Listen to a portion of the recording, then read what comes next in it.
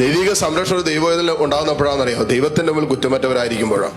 നമ്മൾ കാപ്പട്യത്തിന്റെ മുഖം മൂടി മാറ്റി വെക്കുക, മറ്റുള്ളവരുടെ മുമ്പ് നാട്ടുകാരുടെ മുമ്പിലൊക്കെ നല്ലവർ, അതല്ല.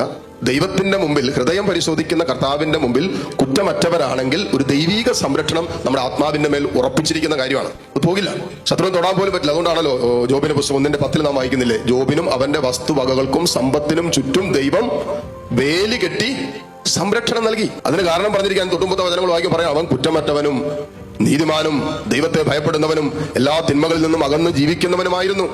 ഈ വേലിക്കെട്ട് പൊളിക്കുന്നതാണ്, അല്ലെങ്കിൽ മറ്റൊരു വാക്കി പറഞ്ഞാൽ ദൈവം ഏർപ്പെടുത്തിയ ദൈവീക സംരക്ഷണത്തെ നമ്മൾ തകർത്ത് കളയുന്നതാണ് പാപം. മറ്റൊരു വാക്കി പറഞ്ഞാൽ sin is breaking the boundary.